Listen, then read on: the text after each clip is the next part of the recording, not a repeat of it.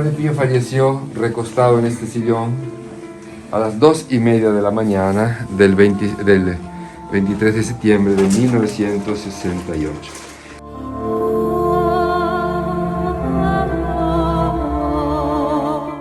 Hola, saludos, muy buenas noches, gracias por acompañarnos en este programa muy especial. Hoy, viernes 23 de septiembre, precisamente el día en que la iglesia conmemora al Padre Pío de Pietrelcina, conocido como San Pío, un santo muy querido en Costa Rica y que hoy queremos presentarles este reportaje o esta entrega especial para conocer más de la vida de este santo. Para esta previa al programa me acompaña por acá en nuestro set don Orlando Calvo, con quien vamos a compartir algunos minutos con todos ustedes. Muy buenas noches, don Orlando. Muy buenas noches, Josué, y amigos que nos están siguiendo a través de las redes sociales. Como dice usted, Josué, hoy un día muy, pero muy especial, 23 de septiembre, que conmemoramos la muerte de este gran ser humano, el Padre Pío. Josué, antes de ver algunas generalidades del Padre Pío, sabemos que es muy difícil lograr un trabajo tan bonito, tan importante como usted lo ha realizado. Cuéntenos cómo logró usted hacer este trabajo. Ok, eso es importante también que el televidente, en este caso, lo conozca también lo que hay detrás, claro, ¿verdad? De lo que van a poder observar en minutos. Y ya la grabación se realizó a inicios de noviembre del año anterior, del 2021, en el viaje que yo sé que muchos van a recordar en torno al marco de la entronización del mosaico de la Virgen de los Ángeles allá en los Jardines Vaticanos. El grupo que íbamos de costarricenses aprovechamos y el desplazamiento de Roma a San Giovanni Rotondo, que es la casa del Padre Pío, es alrededor de unas 4 horas más o menos en autobús. Así que el grupo costarricense nos trasladamos hasta San Giovanni Rotondo y dentro del grupo, don Orlando, porque no podría mentirles, esto no estaba en planes para mí realmente, iban unas pues señoras que pertenecen a los grupos de oración del Padre Pío y pues ya tenían algún contacto ya en San Giovanni Rotondo. Nosotros llegamos. Ya esta era la segunda oportunidad en que yo podía estar por ahí, gracias a Dios, ¿verdad? Ya conocí un poquito, ¿verdad?, el lugar y demás, entonces pude desplazarme un poco mejor. En este sentido, llegamos, hicimos un primer recorrido, lo terminamos.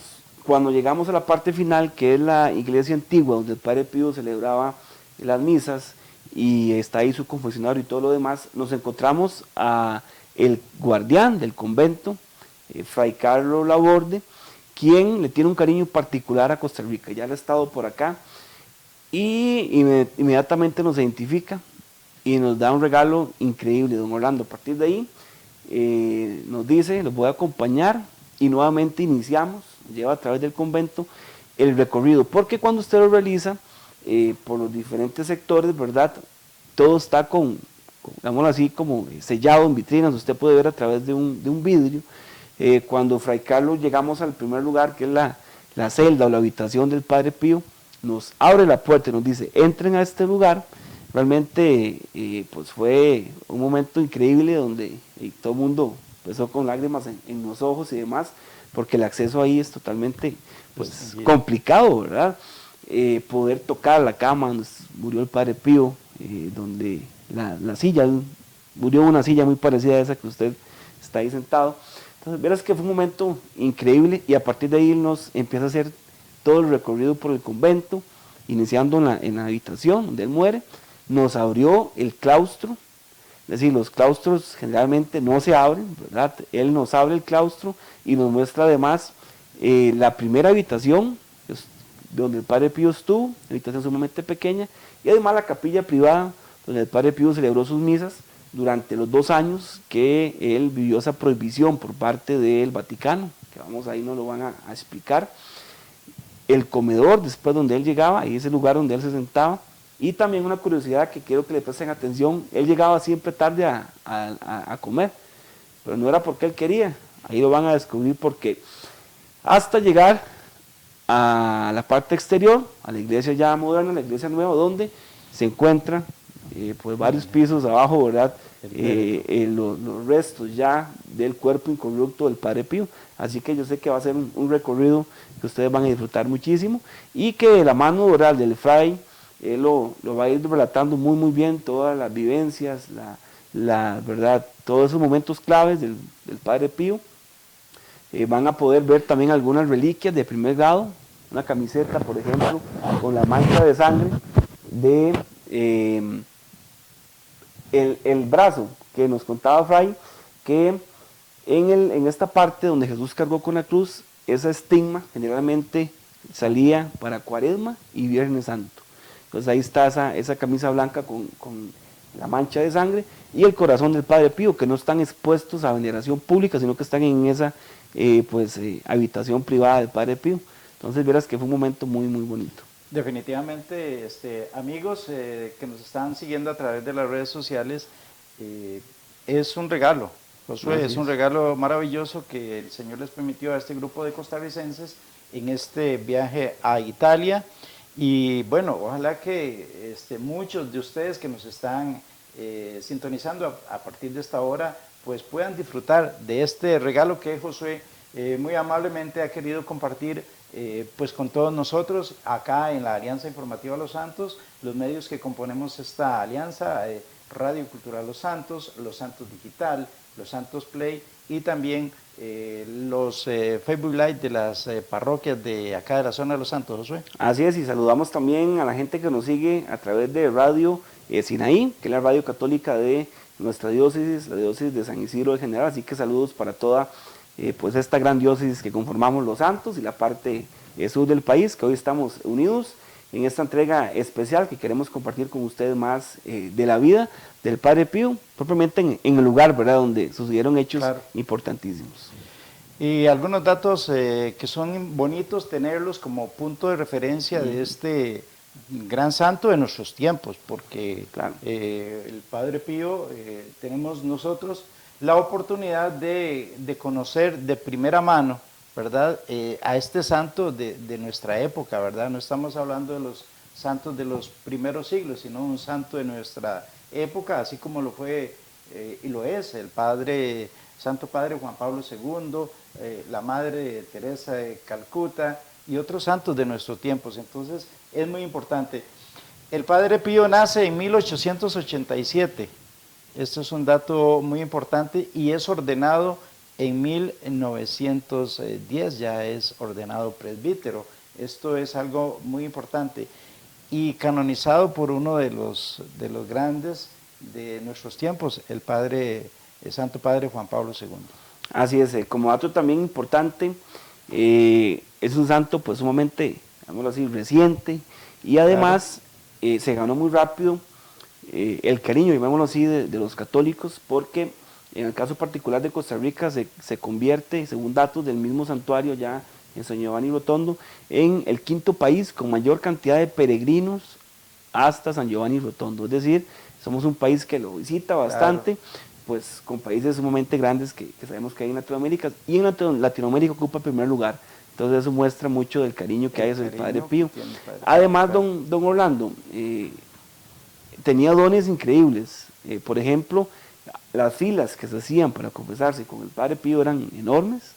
Él, si usted se le olvidaba algún pecadillo, se lo recordaba, ¿verdad? Tenía ese don, olor del pecado. Y también otro dato interesante es que tenía el poder de la translocación. Es decir, mucha gente vio al Padre Pío, por ejemplo, hay testimonios en Estados Unidos, soldados que durante la Segunda Guerra Mundial también vieron la presencia del Padre Pío, y como caso particular, pues cuando se da la prohibición para que él celebre misas, en ese momento, dice, ¿verdad?, que el Papa estaba en su habitación, ¿verdad?, y se le apareció el Padre Pío ahí diciéndole que por favor no le quitara las misas, celebrar la Eucaristía, porque dice que para el Padre Pío no había nada más importante y grande que la Eucaristía. Entonces el Papa ahí le dice a la seguridad que por qué pasó el Padre ahí. Hace, no, aquí no ha entrado nadie. Entonces también se le atribuye ese poder al Padre Pío de la translocación, que realmente muy pocos santos, ¿verdad?, lo tienen, y que también como dato interesante, el cuerpo del Padre Pío se mantiene de forma pues incorrupta, ¿verdad? A pesar de los años, estuvo muchos años, ¿verdad? Pues, en un lugar especial, allá en San Giovanni Rotondo, y pues ya fue pues expuesto, ¿verdad? Para la veneración, en un lugar que lo tienen muy especial y lo van a conocer con un significado muy importante en esa capilla. José, algo importante es del Padre Pío los estigmas que lo caracterizaron a él, esas 5 llagas que sufrió Jesucristo, los tiene él. Y esto le va a acompañar durante 50 años en su vida. Así es, los estigmas que precisamente muestran las heridas de Jesús, tanto en las manos, pues los 2 clavos en los pies, ¿verdad? En los pies, y como le decía, esa herida del pecho y el costado, ¿verdad? Donde Jesús fue pues con esa lanza, como recordemos, también en el momento de la crucifixión, así que ahí están presentes, y él usaba un tipo de guantes, ¿verdad? De hecho, en Guantes, Costa Rica, claro. en la parroquia del Padre Pío de Pertelchina, de Corpus Christi, allá en la Aurora de Heredia, hay un guante, ¿verdad? Como reliquia de primer grado, que en este momento está siendo pues expuesto para su veneración. Sí, y esto es un dato muy interesante, Josué, y es que a las vendas o los guantes que él usaba se le considera de primer grado. Así es. Y se le atribuyen milagros a estas vendas. Así es, y dichosamente en Costa Rica, pues también nos comentaba Fray Carlos Laborde que ese cariño que tiene el Padre Pío de Costa Rica acá, contamos con reliquia de primer grado, que no en todos los países hay, ¿verdad? Recordemos que hay de tercer, de cuarto grado, que son objetos que el Padre Pío utilizó. Sin embargo, acá dichosamente tenemos esa reliquia de primer grado. Y José, le comentaba que al sufrir durante 50 años estos estigmas, cualquiera puede decir, bueno, es que murió de anemia, pero no, él no murió de anemia, murió de, por acá lo apunté, una enfermedad que daña los cartílagos, no fue por los estigmas. Sí, eso es algo que... O sea, él no padeció de anemia. Además fue operado, ¿verdad? En dos ocasiones, y pues en realidad esos últimos años de vida él los dedicó a estar ahí, ¿verdad? Con su gente, y era muy común que saliera los domingos a través de la ventana de su cuarto con un pañuelito blanco a saludar a los miles de peregrinos que llegaban hasta allá a Italia. Así que una historia, ¿verdad? Bien bonita, y que hoy vamos a tener la dicha de conocer. Claro, Josué, y es también muy importante, muere de 81 años el Padre Pío, y es canonizado, como les decía anteriormente, por el Papa Juan Pablo II en el 2002, 16 de junio de 2002, es canonizado por el Papa Juan Pablo II. Así es. Bueno, entonces, cordialmente invitados para que nos sigan en nuestra sintonía, nos sigan acompañando en las diferentes plataformas que tenemos para vivir, disfrutar de este documental tan importante que gustosamente Josué Navarro ha querido compartir con todos nosotros. Así es, quiero aprovechar para agradecer a UXA Travel, que fue la agencia de viajes con quien nos brindó todo el apoyo, ¿verdad?, logístico para poder hacer posible este viaje, a Ania Ovares por todo su apoyo y ese carisma tan bonito que tiene para hacer posible que este tipo de encuentros, de viajes se hagan una realidad, y por qué no, el que esté interesado podamos organizar una peregrinación los próximos meses hasta allá, San Giovanni Rotondo y otros santuarios, a través de UXA Travel, y poder compartir, ¿verdad?, ese tipo de vivencias. Así que nos dejamos con este especial de A los pies del Padre Pío, acá a través de los medios de la Alianza Informativa a los Santos, Radio Sinaí, donde nos unimos para hoy, 23 de septiembre, conmemorar la vida del Padre Pío.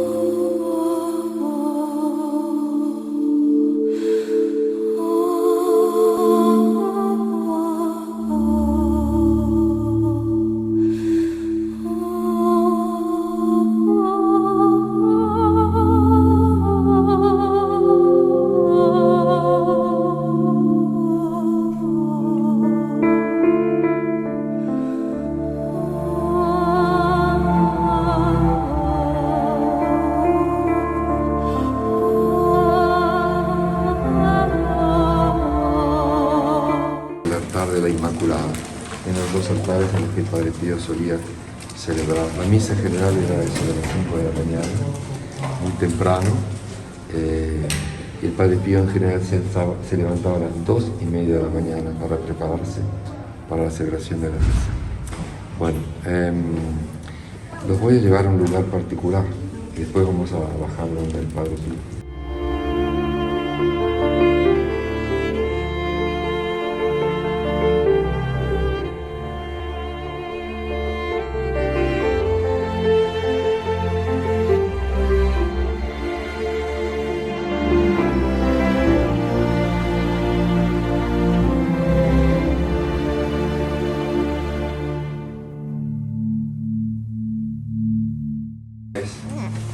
Antiguamente esta habitación grande para lo que era la construcción de los frailes era el aula donde se hacían las lecciones para los niños del seminario. Aquí había un seminario.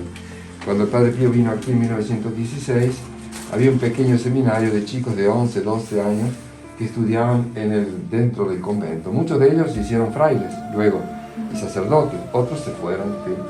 Entonces el Padre Pío fue nombrado director espiritual de estos chicos. Y aquí se dictaban las lecciones de este pequeño seminario. Cuando este seminario fue trasladado a otro convento, 1932, esto quedó libre, digamos, inutilizado. Y entonces le ofrecieron al Padre Pío venir aquí porque él tenía problemas respiratorios, le faltaba el aire, su habitación era muy pequeña, luego vamos a irla a ver. Y entonces el Padre Pío vino aquí en 1943. A ver si podemos entrar todos para que nadie quede afuera. Bueno. El Padre Pío falleció recostado en este sillón a las 2:30 de la mañana del 23 de septiembre de 1968. Tuvo la oportunidad de confesarse, recibir el óleo de los enfermos, renovar la profesión religiosa en las manos del superior, pidió perdón a los frailes por todas las molestias que había causado en su vida. Pobre, había causado muchas molestias, pero muy a pesar suyo, digamos, no por su culpa. Y bueno, y falleció diciendo Jesús María, Jesús María, Jesús María. Eran sus amores, ¿no? Jesús María. Mientras estaba ahí, que por morirse, casi agonizando, decía, veo dos mamás, mirando estas imágenes que están ahí, que él hizo poner o colocó él mismo en su tiempo, decía, veo dos mamás. Entonces el padre Pellegrino, que estaba al lado de él, le dice, padre, no, es su mamá. La foto, el retrato de la mamá del Padre Pío. Dice, no, veo dos, hay dos, decía él. Entonces de eso se deduce que el Padre Pío, amén de la foto de su madre, contemplaba también el rostro de la Virgen, ¿no? Que tal vez estaba presente en ese momento para acogerlo en el paraíso. ¿Okay? El Padre Pío murió a las 2:30 de la mañana y piensen que él se levantaba a diario a las 2:30 de la mañana. Tenía la mesita de luz, si se miran ahí, 2 despertadores, porque él a veces, en general, a medianoche estaba todavía levantado y a las 2:30 ya se despertaba. Entonces, por miedo de agarrar sueño y no despertarse, ponía 2 despertadores con la diferencia de algunos minutos, de modo que o se despertaba con uno o se despertaba con el otro, de un modo u otro se despertaba. El Padre Pío se levantaba a las 2:30 de la mañana, se aseaba lógicamente, aquí tiene pequeño, ¿cómo se dice en español? Lavatorio. El lavatorio, digamos, y luego se ponía a orar aquí en su habitación, a rezar, ya preparándose para la misa que era a las 5 de la mañana. Luego caminaba por los corredores en penumbra, recitando algún rosario, y luego iba a una capilla donde vamos a ir ahora, a rezar, a prepararse. Hay un reclinatorio que es donde él se ponía, para luego bajar ya a celebrar la misa en la iglesia antigua. Estas imágenes son todas imágenes que ha colocado el Padre Pío. Vemos la foto de los padres, un retrato de la mamá, imágenes de la Virgen de la Madonna la Virgen de la Liberación, que es la patrona de Pietrelcina, de la cual él era muy apegado.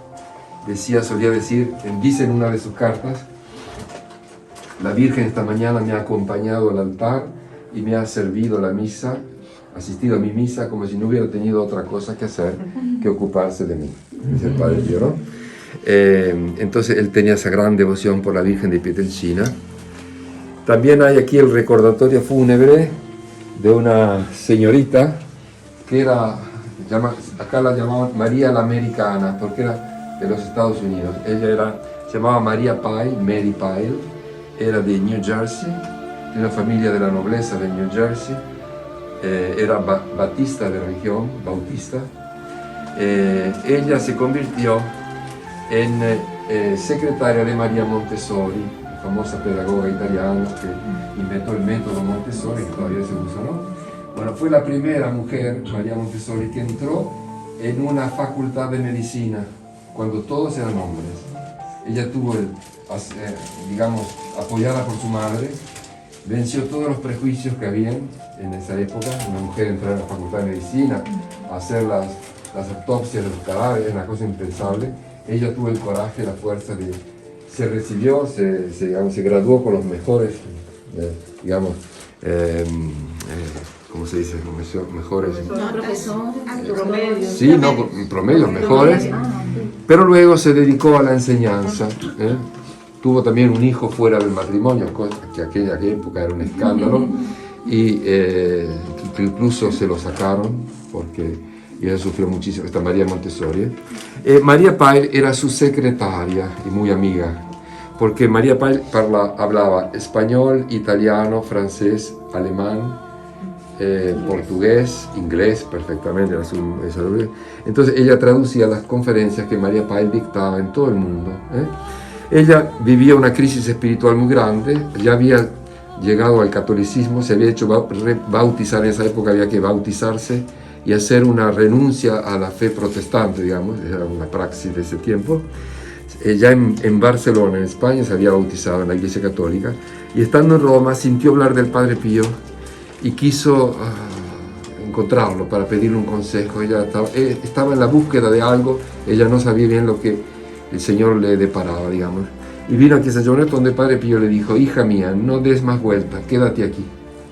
Entonces ella renunció a todo su trabajo, los padres la desheredaron. Ella construyó aquí una pequeña casa, la primera casa, aquí en los aledaños del convento, es la primera casa y está todavía en pie, ¿no?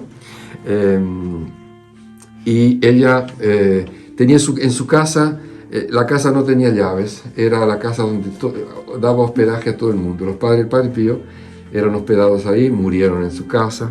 Ella enseñaba catecismo, daba clases a los niños pobres.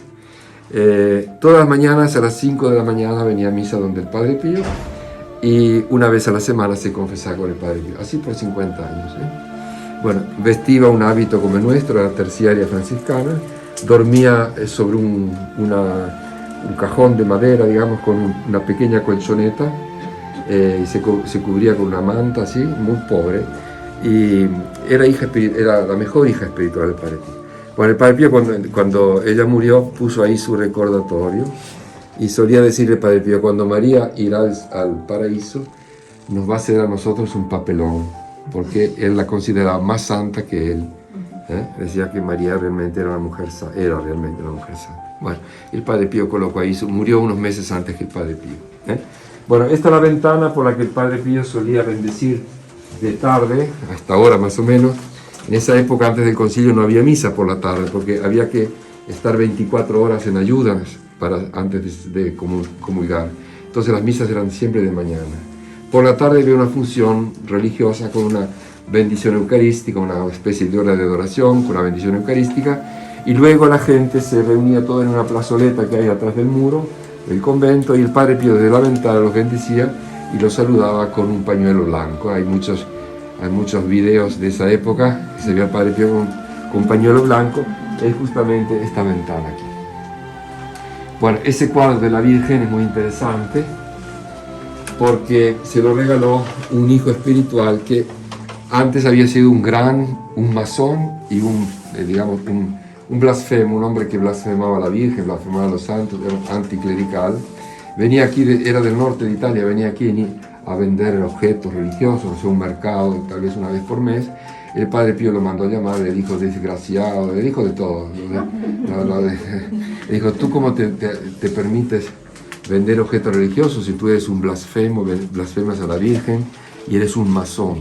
Bueno, lo cierto es que este hombre se convirtió, se hizo hijo espiritual del Padre Pío y le regaló este cuadro que Padre Pío no quería porque era muy lujoso, digamos, para su habitación, pero el superior del tiempo lo obligó a ponerlo ahí y el Padre Pío obedeció.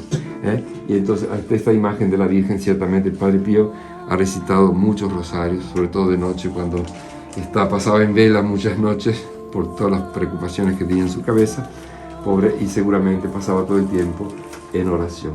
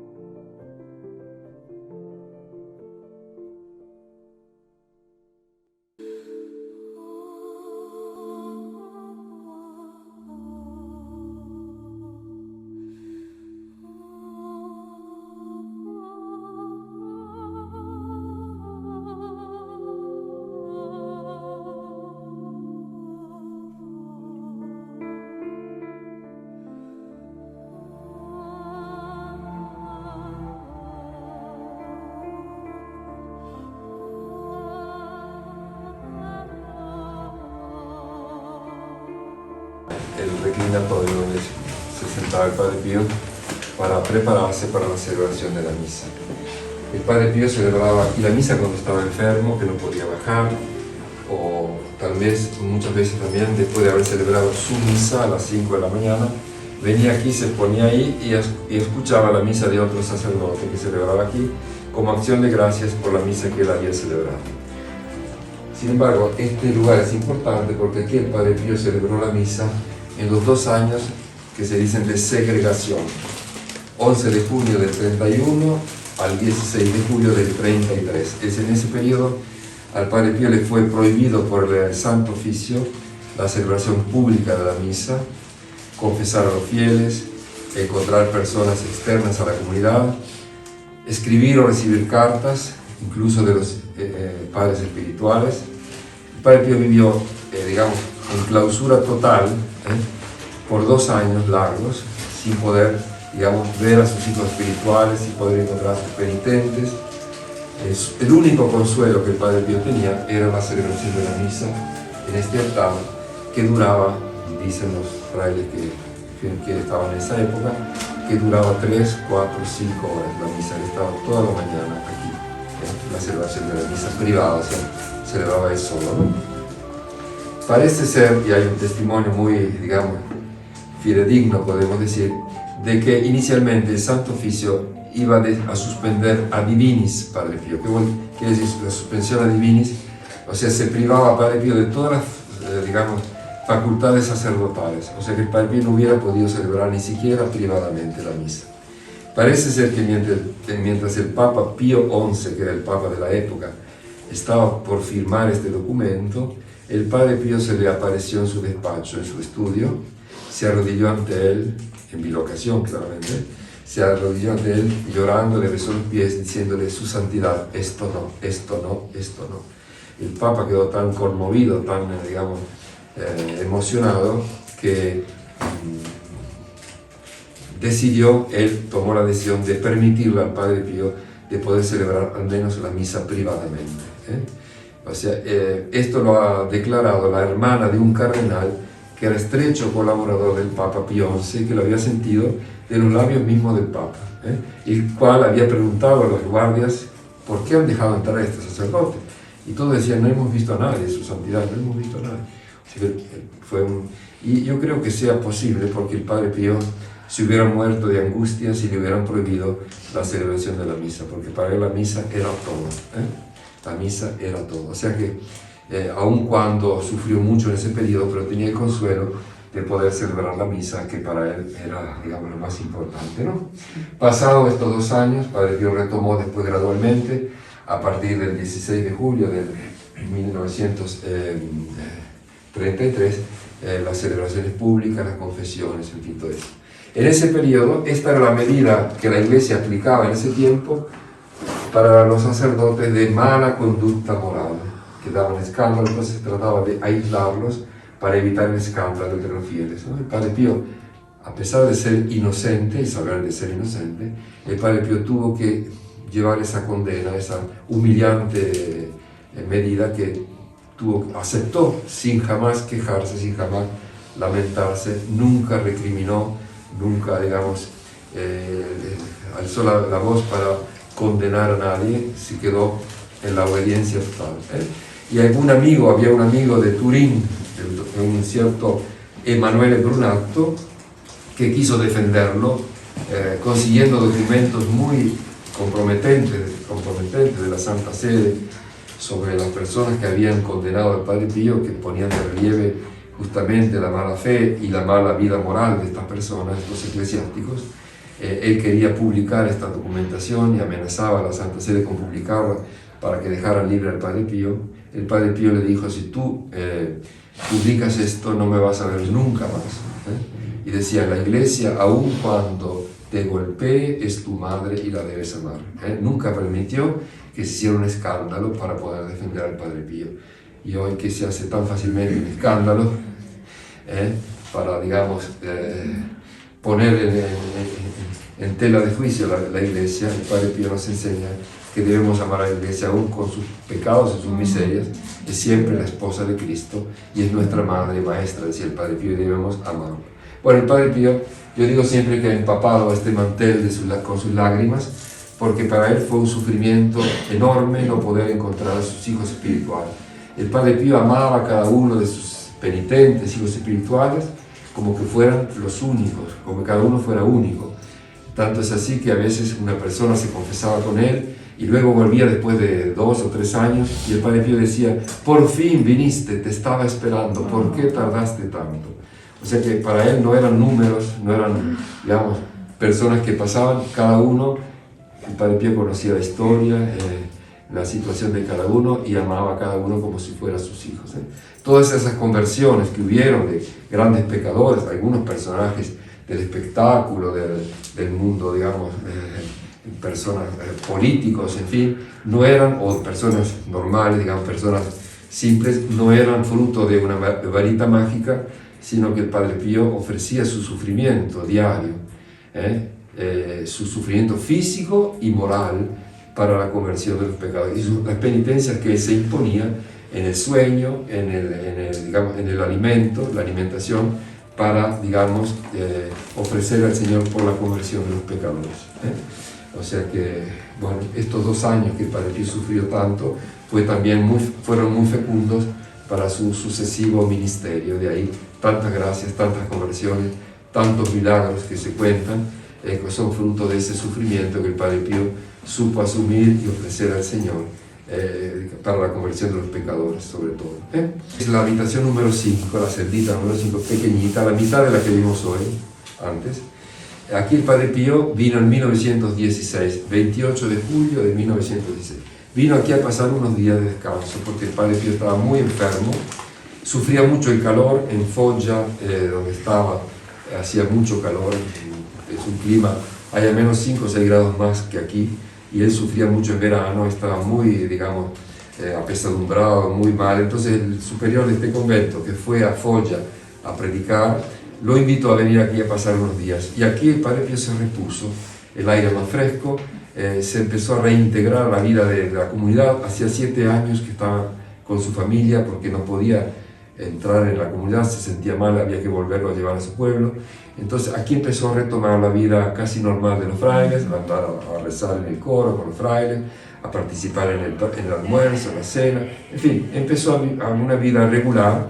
Entonces luego el superior provincial le dijo: bueno, quédate ahí, ya que te encuentras bien, le dio la obediencia. El Padre Pío se quedó aquí hasta su muerte prácticamente. La primera habitación que le asignaron fue esta que está aquí enfrente, el número 5. Acá hicieron cosas muy importantes. En primer lugar, los combates con el demonio. El Padre Pío en su carta dice que desde las 9 de la noche a las 5 de la mañana fue un combate continuo con Satanás. que lo maltrataba, le daba unas palizas tremendas. Y luego dice que al término de todo esto, la Virgen lo tomaba en sus brazos y lo colocaba en la cama y lo consolaba. En otras cartas dice que el niño Jesús lo consolaba. Bueno, eso también pasó, sobre todo en los años cuando él era más joven, en esta pequeña habitación. Otra cosa importante, el fenómeno de la transverberación. Transverberación quiere decir traspasar, ¿no? Transverberación. El Padre Pío es un fenómeno místico que se llama también herida de amor, que vivió también Santa Santa Catalina de Siena, Santa Teresa d'Ávila. El Padre Pío estaba ahí confesando a los niños del seminario cuando se le apareció, dice él, un personaje misterioso, que era Cristo evidentemente, que llevaba en las manos un instrumento de hierro como una espada, una flecha, y se la lanzó y atravesó el corazón. Él se sintió morir, sentía como una cascada de sangre dentro de sí. Dice que las vísceras eran como arrancadas por este instrumento, sufrió mucho. En fin, ese fenómeno duró 2 días, dice el Padre Pío, hasta el viernes, era un miércoles, hasta el viernes. Este fenómeno se llama la herida de amor y acaeció un mes antes de los estigmas. Luego, cuando el Padre Pío recibió los estigmas, en el coro, no sé si ya estuvieron, el coro donde está el crucifijo, el Padre Pío vino a través de todo este corredor que hemos visto a su habitación, esta habitación, para enjugar las llagas y tratar de detener la sangre que emanaba de sus llagas. En esta habitación encontraremos 2 reliquias importantes. Una es una camiseta de lana íntima, de ropa interior, con una mancha de sangre aquí, en el hombro, que confirma cuanto afirmó Juan Pablo II cuando contó su encuentro con el Padre Pío en 1948. Él vino de Roma, era un joven sacerdote de 28 años, estudiaba en Roma en el Angelicum, en la Facultad Teológica de los Dominicos, y vino aquí a confesarse. Él le preguntó al Padre Pío cuál era la llaga más dolorosa. Y el Padre Pío le dijo: hijo mío, la llaga de la espalda, del hombro derecho. Y él dice: yo me quedé perplejo porque yo sabía que el Padre Pío tenía 5 llagas. Nadie de los que han hecho un estudio sobre el caso del Padre Pío hablan de esta llaga. Dice: tal vez entendí mal, no quiso preguntar, quedó todo ahí. Lo cierto es que después de la muerte del Padre Pío aparecieron camisetas con una mancha de sangre acá. Sería la llaga donde Jesús llevaba la cruz a cuestas, ¿no? El Padre Pío dijo que era la más dolorosa. Evidentemente no era una llaga permanente, porque si no lo hubieran estudiado, lo habían descrito los médicos que visitaron al Padre Pío. Probablemente era una llaga que el Padre Pío experimentaba durante la misa, así como experimentaba durante la misa la coronación de espinas, la flagelación, la agonía, la muerte, la resurrección, todos los fenómenos vinculados con la pasión. El Padre Pío los revivía en su persona, en su carne, ¿no? Y ofrecía ese sufrimiento por la salvación de los pecadores, la conversión de los pecadores. Bueno, esta camiseta de todos modos confirma lo que Juan Pablo II declaró de ese encuentro con el Padre Pío. Saben que Juan Pablo II tuvo esa amistad muy profunda con Padre Pío, que lo acompañó durante toda su vida. En 1962, durante el concilio, él estaba en Roma, durante el concilio, le escribió una carta al Padre Pío pidiéndole que orara por una señora, una su hija espiritual, una madre joven de niños pequeños que se había enfermado de cáncer. Esta señora se llamaba Wanda Putaska, en polaco, Putaska, que era, el lunes próximo cumple 100 años de edad, 100 años, estaba enferma de cáncer en 1962 y ha llegado al 2021, está todavía en vida. Ella fue hija espiritual del Padre Pío, había vivido la experiencia de los campos de concentración, fue internada en un campo de concentración, su cuerpo fue arrojado en un montón de cadáveres prontos para ser quemados. Alguien se dio cuenta que ella se movía, logró arrancarla, y después vino la liberación, logró salir de esa experiencia con vida. Cuando llegó a Cracovia estaba muy quebrantada, sobre todo en la fe, porque claro, en ese tiempo se decía, ¿dónde estaba Dios cuando millones de personas murieron en hornos crematorios, ¿no? Entonces ella estaba muy quebrantada. Juan Pablo II, Karol Wojtyła, fue su director espiritual que la fue guiando, ayudando, en fin. Ella quedó siempre muy vinculada con Carlo Wojtyła. De hecho, su casa está a las espaldas del Palacio Episcopal de Cracovia. Cuando Carlo Wojtyła era arzobispo de Cracovia, iba casi todos los días o día por medio a su casa a almorzar o a cenar. Era su familia de referencia, porque no tenía nadie, no tenía ni un hermano, ni una tía, ni un primo, nadie. Su familia era esa, ¿no? Él casó a esta señora con su esposo, bautizó a los hijos. La casa de ella está llena de recuerdos de Juan Pablo II. Ven, esta señora, bueno, el Padre Pío le escribió aquí una carta. El Padre Pío, cuando recibió esta carta, dijo: a este no le podemos decir que no. Lo cierto es que después de 2 meses, Carlo Wojtyła escribe de nuevo una carta a Padre Pío diciéndole: Padre, le agradezco porque esta señora por la que yo le había pedido que rezara se ha curado, estaba ya bien de salud. Bueno, él le decía a esta señora: Banda, tienes que ir a San Giovanni Rotondo a agradecerle al Padre Pío, ¿no? Y ella me ha contado que no le daba mucha importancia. Ella pensaba que se había curado porque los médicos habían sido muy buenos. No le daba importancia, pero insistía: tienes que ir. Bueno, lo cierto es que en cierto punto, por hacerle, digamos, un gusto a su director espiritual, se decidió y vino aquí a San Giovanni Rotondo. Y mientras se encontraba en una multitud de gente, así, que estaba toda piñada al lado cerca del Padre Pío, pasaba y le clavó los ojos, como hacía él con esos ojos tan penetrantes, y le dijo: hey, tú, a ti te estoy hablando, ¿ahora te sientes bien? Le dijo así. Entonces ella dijo: ese fue el momento de mi conversión. Y entonces, bueno, ella solía venir aquí muy a menudo, hasta hace pocos años, y se ponía a rezar en esta habitación donde vamos a ir ahora. Se sentaba en un taburete y pasaba horas en oración.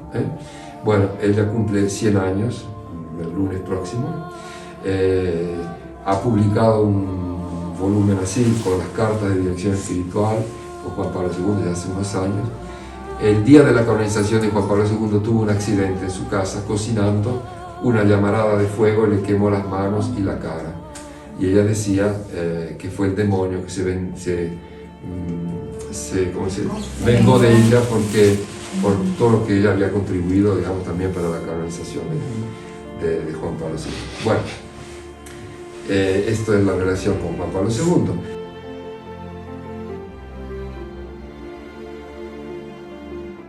En la que él habitó durante muchos años y que quedó siempre suya porque él aquí estaba muy encariñado con este lugar. Aquí ven la reliquia de la camiseta con la mancha de sangre, que dice que el Padre Pío tenía una llaga en el hombro, en la espalda, donde llevaba la cruz Jesús, que seguramente experimentaba, sobre todo durante la misa o en algunos días particulares como los viernes o días de Cuaresma. Padre Pío sufría de esta llaga que él dijo que era la más dolorosa. Y luego tenemos aquí el corazón del Padre Pío, el reliquiario con el corazón del Padre Pío. Pidámosle al Padre Pío que pueda interceder por todos ustedes, por sus familias, por los enfermos, por toda Costa Rica, por los obispos, por los sacerdotes, por todo el pueblo costarricense. Padre nuestro que estás en el cielo, santificado sea tu nombre.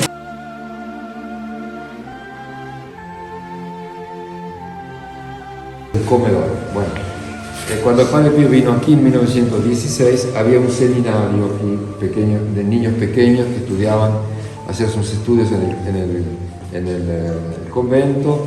Algunos seguían luego, se hacían frailes, se hacían sacerdotes, otros se iban. El Padre Pío era el director espiritual de ellos. Estos niños comían aquí en este refectorio. El Padre Pío ocupaba este lugar porque era el director espiritual. Aquí se sentaba el director del seminario y aquí el Padre Pío, luego todos los niños, digamos, que comían aquí. Cuando el seminario fue trasladado a otro convento en 1932, aquí vinieron los frailes a comer, que comían en otro pequeño refectorio, vinieron a comer aquí. Y el lugar del Padre Pío fue este, y hasta su muerte el Padre Pío comió aquí. Ven las fotos, el Padre Pío sentado acá, en este lugar.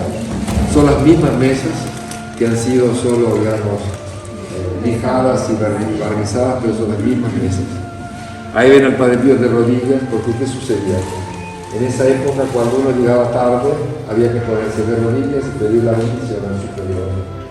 Hoy estaríamos todos de rodillas, de mañana que llega tiempo.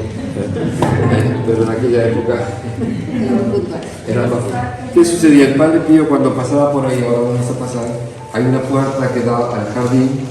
Entonces cuando había una persona enferma o un niño que querían bendecir o un auto, los primeros coches, los primeros carros que traían, los traían ahí. El Padre Pío cuando pasaba mediodía se almorzaba, mediodía.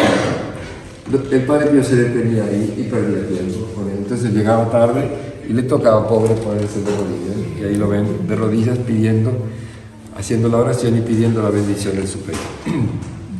El Padre Pío solía comer solo unos bocados y ya dejaba el plato al compañero que estaba al lado. De hecho, ven cómo era robusto el hermano que estaba al lado, porque le tocaba doble porción.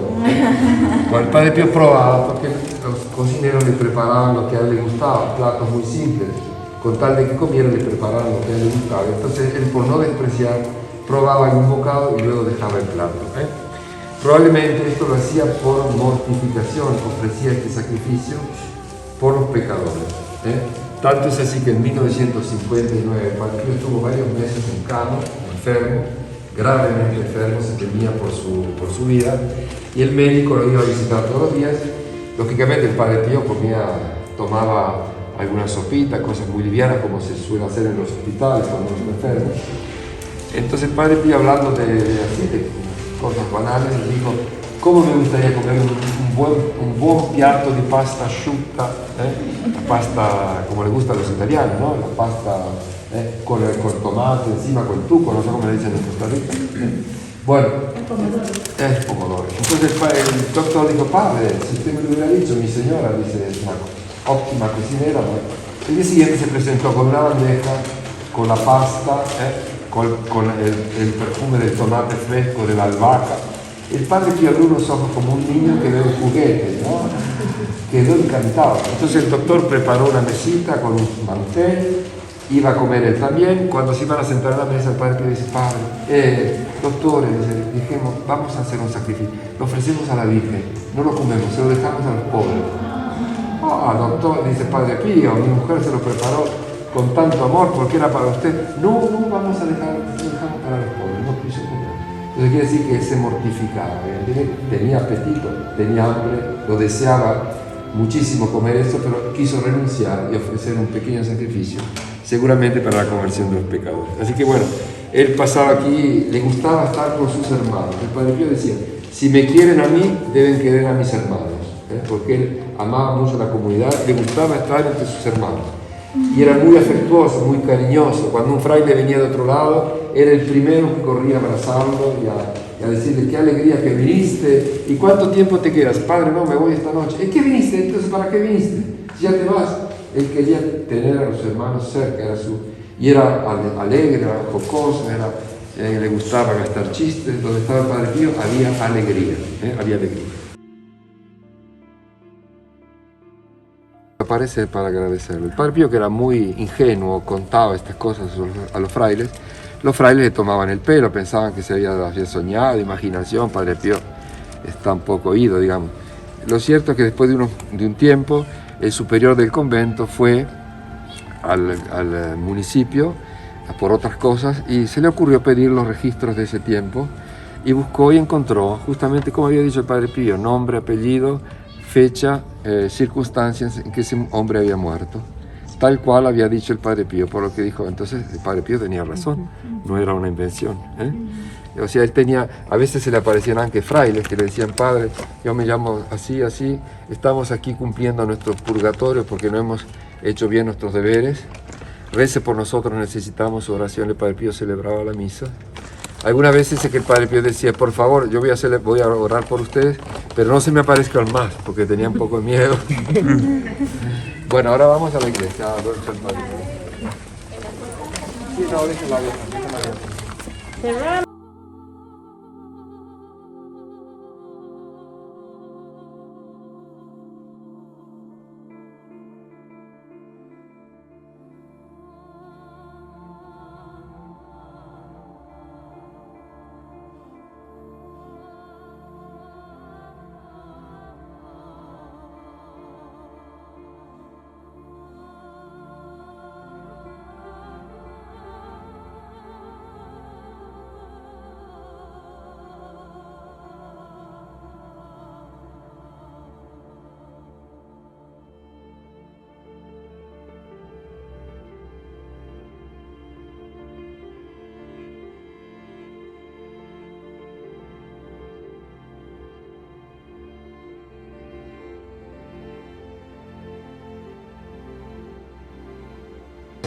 muy seguro.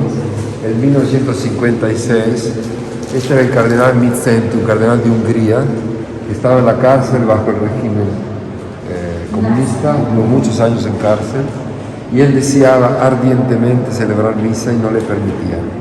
El Padre Pío fue a su celda en bilocación, llevándole pan y vino, y lo asistió en la celebración de la misa. El cardenal dejó escrito diciendo: estuvo en mi celda el Padre Pío, me trajo pan y vino y me asistió en la celebración de la misa.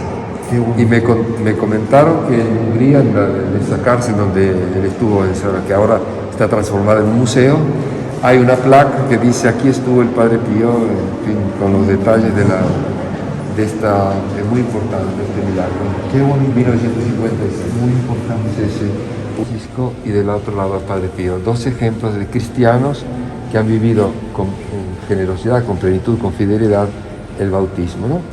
El camino que recorren ellos, el camino del cristiano, que se ha convertido en hijo de Dios, partícipe de la vida divina, desemboca en este lugar que está concebido como el paraíso. Por eso el color dorado, que sobre todo en la espiritualidad oriental es símbolo de la presencia de Dios. Si ustedes van en Oriente, las iglesias, las basílicas ortodoxas son todas doradas dentro, porque indica el lugar donde Dios vive en medio de su pueblo, ¿no? Esta columna central está concebida como, digamos, es el símbolo del Cristo resucitado. De hecho, ahí ven este Cristo pantócrata que dice: yo soy la vida. Y por este lado, el ángel que anuncia la resurrección.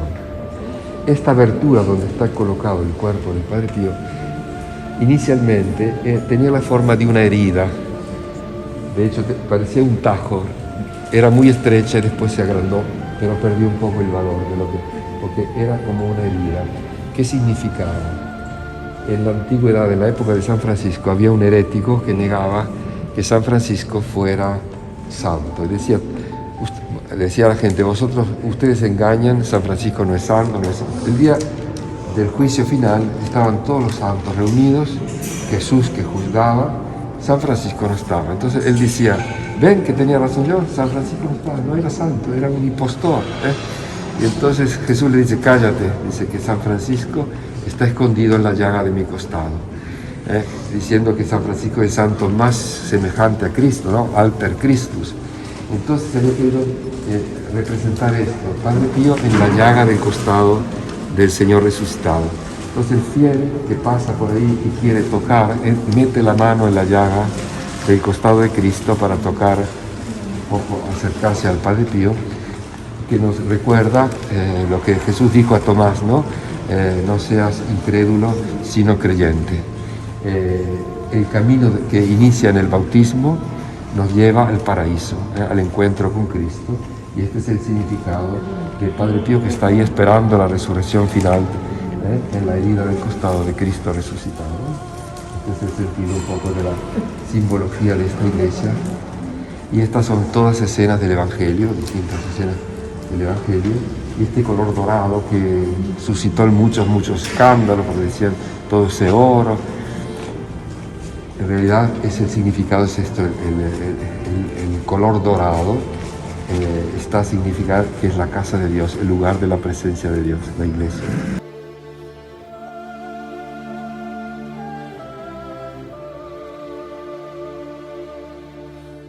Bueno, paz y bien a todos. Estamos aquí junto a los restos, al cuerpo del Padre Pío en su iglesia. Desearía enviar un saludo muy entrañable a toda Costa Rica, tierra que he conocido, visitado varias veces, de la que he quedado muy apegado por la gran devoción, el gran amor que siente este pueblo por San Pío de Pietrelcina. El pueblo de Costa Rica distinguiéndose por su fe católica, por su gran amor a esta tierra y por su gran devoción al Padre Pío. Que el Padre Pío pueda velar por esta tierra, por cada uno de ustedes, por sus familias, y alcanzarles esas gracias que tanto necesitan en orden a la salud, a la fe y a la vida espiritual, y que sea realmente protector y bendiga a cada uno de ustedes y cada una de sus familias. Hasta siempre y un abrazo y una bendición desde San Giovanni Rotondo.